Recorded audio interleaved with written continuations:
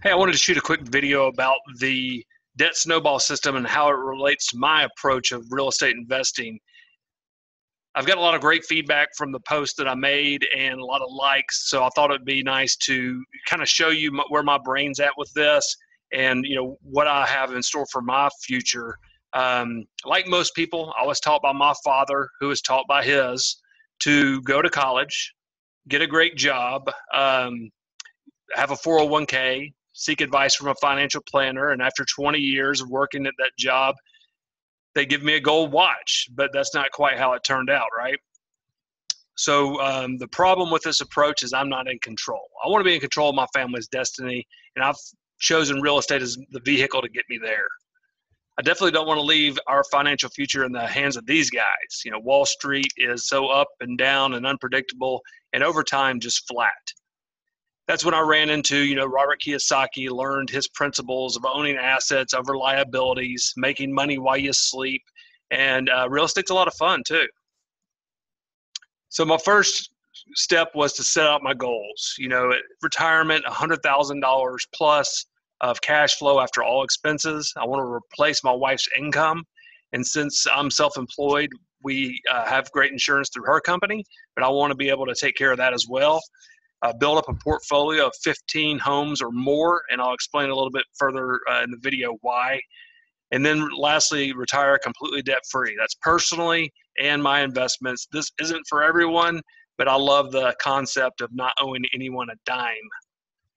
So my buying criteria, I'm based in Memphis, Tennessee. Like most cities, Memphis is very street by street. So I've done hundreds, if not thousands of hours of research and driving properties, and I'm in the industry, so I've got a lot of inside knowledge. So number one criteria is location. Number two, I want to only leverage properties that have been fully brought to current day standards in the form of new roof, all hard surface floors, new mechanicals.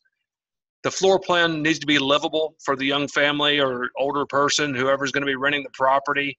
It can't be a weird floor plan. I love the saying I heard a long time ago that weird people live in weird houses. So the floor plan needs to flow. It needs to be livable. The target rent. Does the rent support the purchase price after renovation? And then finally, I do a pre-appraisal on every property before I get involved to make sure that I'm not paying too much. Next, I want to define my ideal investment. Although I'm only investing in one market, Memphis, you still need laser-like focus. So I came in and defined I want to buy in B neighborhoods or even better, B+. I've got the areas of town that I want to invest in. If you're familiar with Memphis, I've chosen Hickory Hill, East Memphis, where I live, Whitehaven, which is where Elvis lived, and then Raleigh. Raleigh is a good little area. I've really got some good renters up there. I've had some great luck with the people I'm renting to in Raleigh. The average sales price of $85,000. So this example is going to show about an $85,000 house. Now, does that mean I can't buy $120,000 homes and $70,000 homes? No, it's just an average. And then all of the properties brought to current day standards through a full renovation. I like 3-bedroom, 1.5 bath and greater. I don't buy 5-bedroom homes. It's usually a 3-bedroom, 2-bath, but a 1.5 bath is perfectly fine too. I want the rent to purchase price after renovation to be as close to that 1% rule as possible. However, in today's market, that's getting tougher and tougher to find. And then personally, I like homes built in 1960 or newer because I plan on keeping these homes for a long time. So one of the questions I ask my mentors, guys that own hundreds of properties, is when did things get easier? When did it all start to make sense? And I kept getting a number of 12 to 15. And so digging into that further, what did you mean by 12 to 15? And what they meant is once you have 12 properties or greater, the numbers are now more in your favor. At any time, 20% of your renters aren't going to be performing as well as the other 80%. So having those well-performing assets to help out with the tenants that are paying late or maybe have to go through an eviction, things like that, is a key in my real estate investing strategy moving forward. I want to make sure that I've got enough irons in the fire that when I have a bad experience with a renter, it doesn't kill my personal bank account or my savings, that the other properties will help supplement that. So building up a portfolio, I think, is key.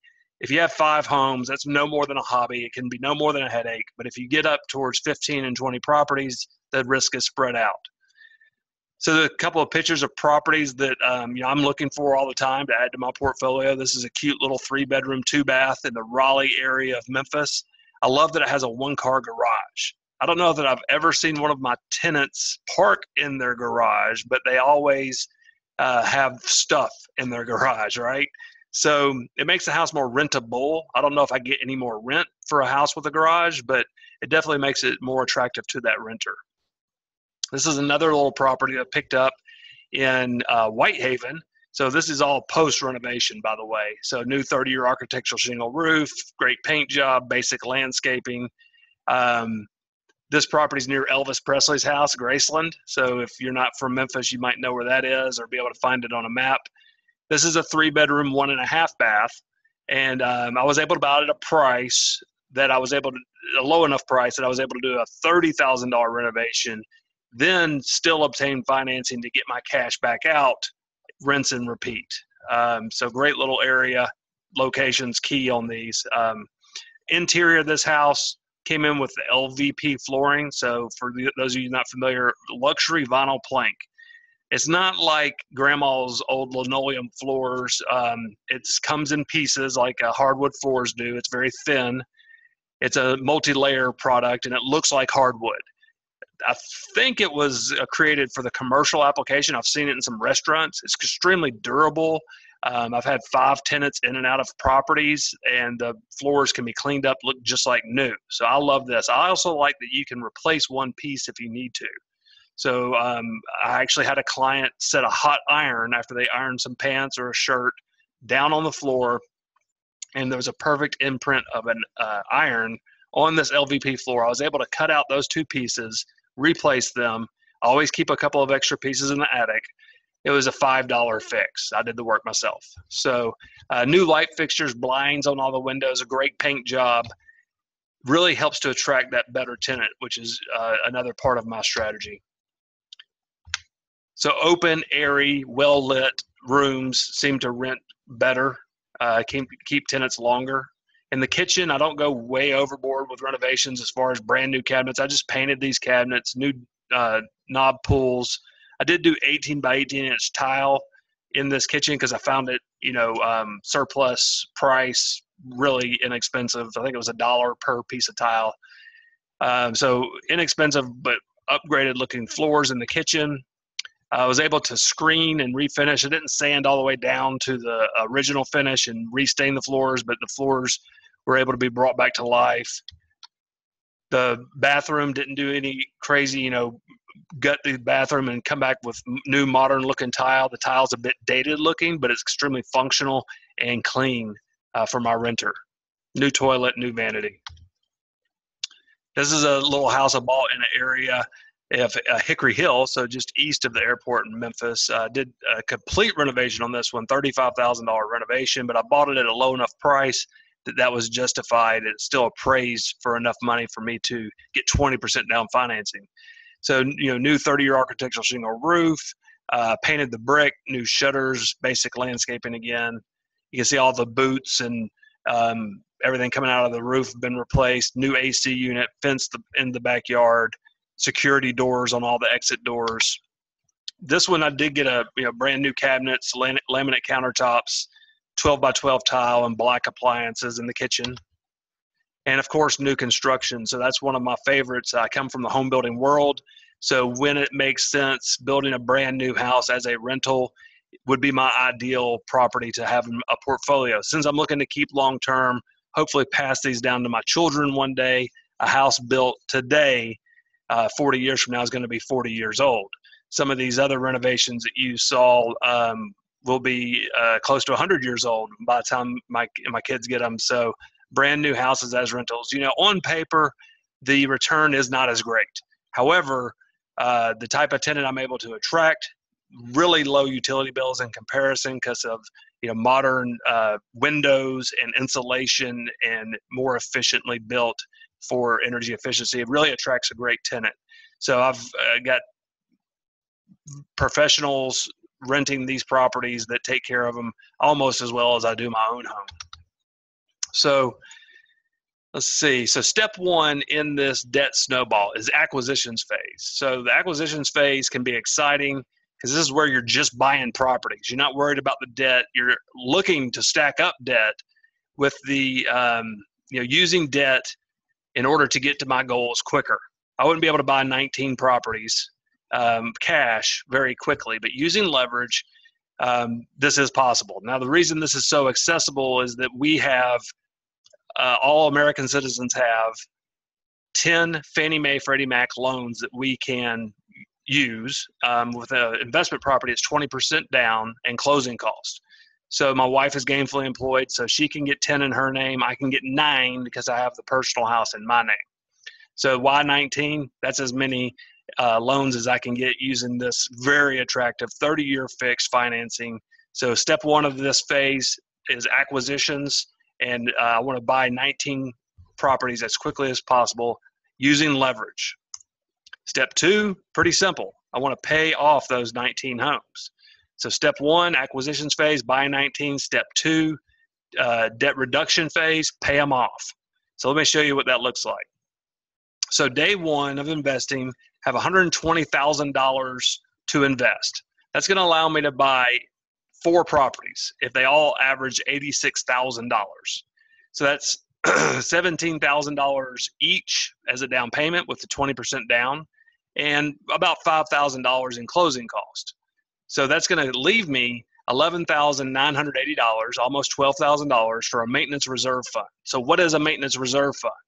Let me show you my thought on that. So the maintenance reserve fund is money that we're saving for replacing that brand new roof one day. These bills are coming one day, so you better be saving up for it, or you're going to be hit with a big ticket item, not be prepared for it. So I start every property like it is a small business. Every small business needs seed money. And so the number I'm comfortable with is $3,000 per house.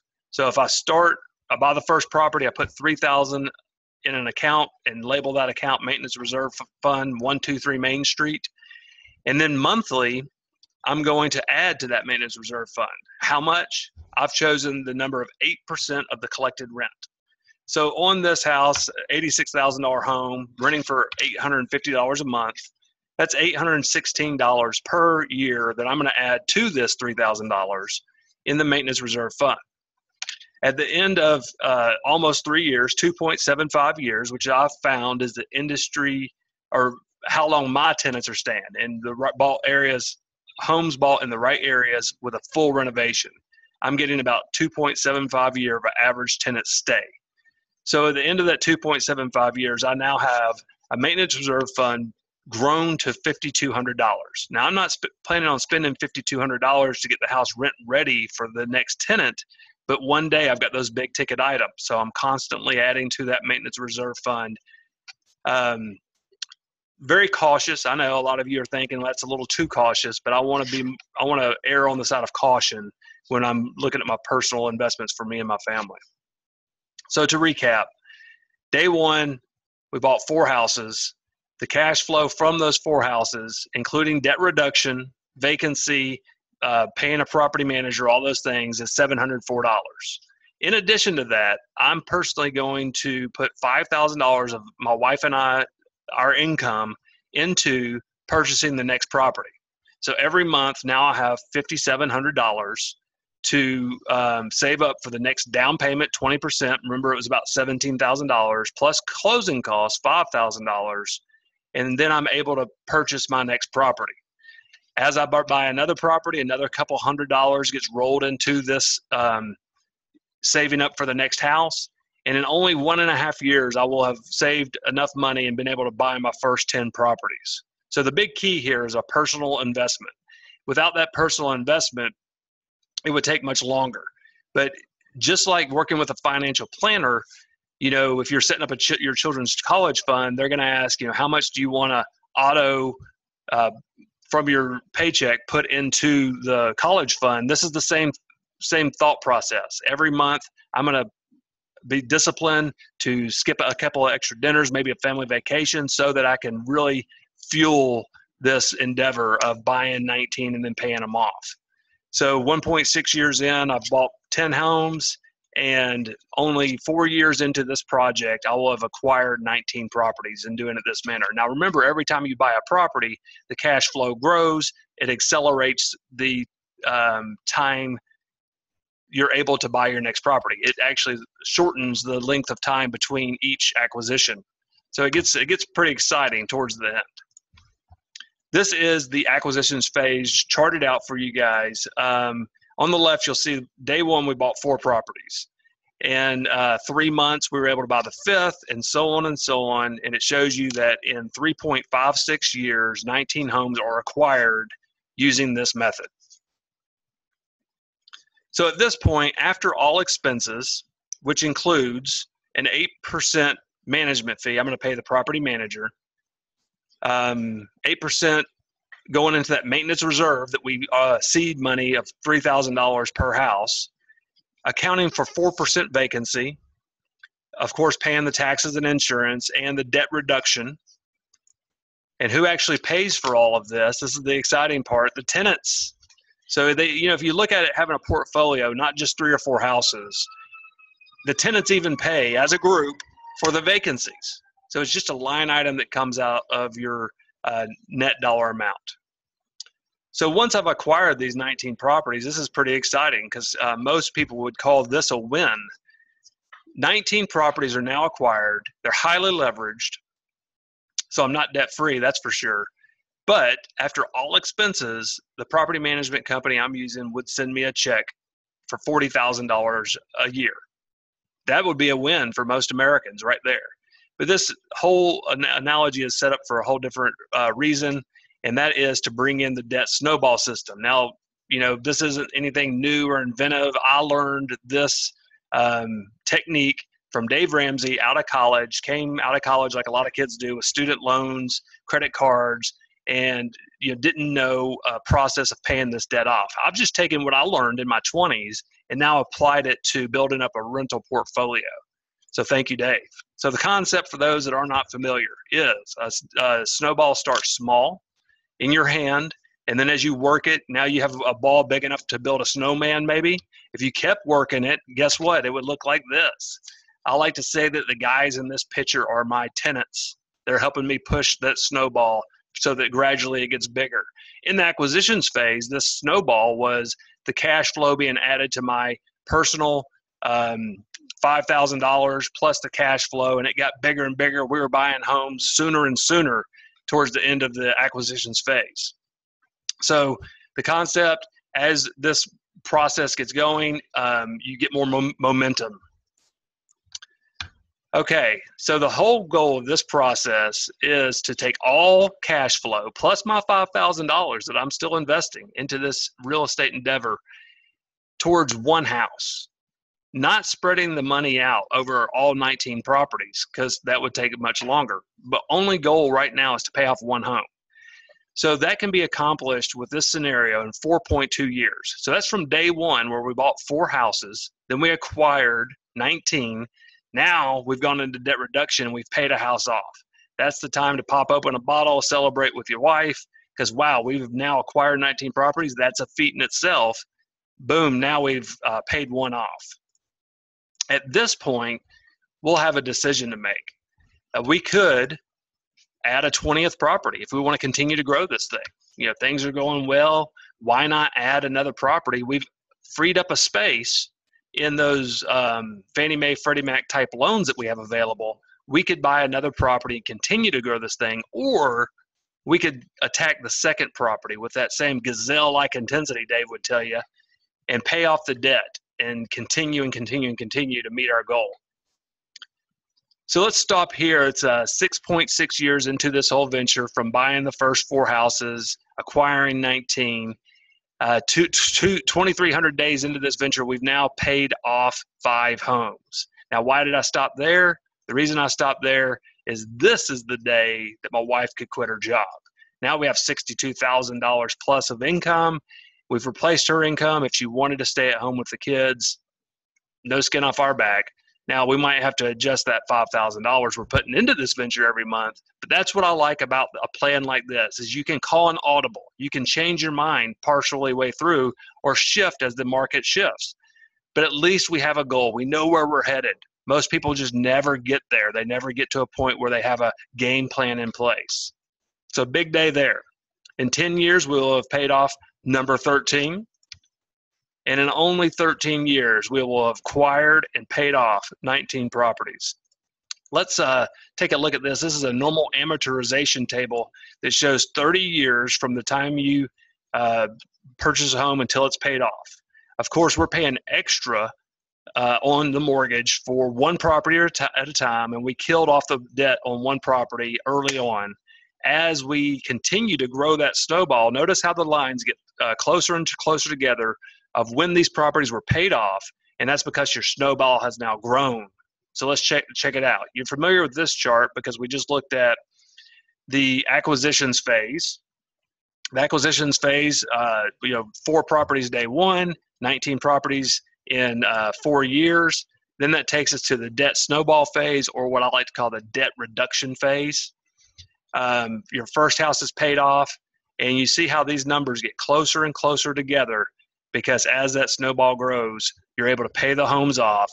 Your cash flow grows tremendously, and then at the end of 13 years, you have $10,000 a month coming in after all expenses. So at the end of all this, we'll have an annual cash flow of $124,000 after all expenses. So the expenses would be paying a property manager, vacancies, repairs, everything that comes along with owning rental properties. We'll have grown a portfolio of $1.63 million if the properties never appreciate. That would be an added cherry on top. Not increasing rents over the next 15 years, and historically, we know we're going to increase rents, right? And then not factoring any of the tax savings. So let's take a quick look at the tax savings. And I would say this, I am no tax advisor, so seek better counsel than me on this. But easy math would say that we have our depreciation. You can't depreciate the land value, so I'm subtracting out $12,000. Based on what the tax assessor says, that's about what this piece of land would be worth. And I'll get to depreciate this asset over 27 and a half years. That's one tax savings. We also have expenses. We just went through what the expenses are from property management and repairs. And we have, of course, the mortgage interest. So on a property like this one, it's an $86,000 property, 20% down loan to value ratio. We're looking at saving about $2,700 a year in my income tax return for one property. Now, who pays for all the expenses and who pays for the mortgage interest even? The tenants. The tenants pay for all of that as well. So that's why I love real estate. It's just a beautiful thing. Back to the acquisitions and debt snowball phase, this is a little chart I put together to show the annual tax savings. The tax savings grows, and over a 13-year period, we're looking at about $500,000 saved in income taxes, and that, my friends, is why everyone, in my opinion, should be investing in real estate. Most of you guys getting in this in a heavy way have a great income. You're paying large amount of income tax, and owning rental properties is one of the best ways to keep from paying exorbitant amounts of taxes. And why would they do that? Why would the IRS do that? I believe it's because our economy is based on real estate. Everywhere you look, from shopping centers and apartments to housing, you see real estate. We put so many Americans to work by renovating these houses. The property manager, the guy who made the shingles, the guy who installed the shingles. So it really helps our economy to own rental properties, to own property, period. Therefore, we are rewarded, and rightfully so. So I hope this helps. It's a neat concept. I'm not saying that this is right for everyone. Heck, we know we're going to call audibles and change direction throughout our investment career. But at least I have a roadmap and a plan to get to where I want to go. If changes need to be made, I'm flexible. Real estate gives me that ability to buy more properties or slow down at periods of time if maybe that income dropped or if I got a big bonus. Maybe I can go buy more properties and accelerate this whole process. So to recap, the big important things are to think about the future. Think about those big CapEx things that you're going to have in the future. Think about really growing a sizable portfolio so that the 80-20 rule that this universe holds so strong to can't get you. So when those 20% of the renters that aren't paying on time, or maybe there's an eviction going on, you've got plenty of other properties that are performing just fine. So I hope this helps. I'd love to talk to any of you guys. I love talking real estate with fellow investors, and thanks so much.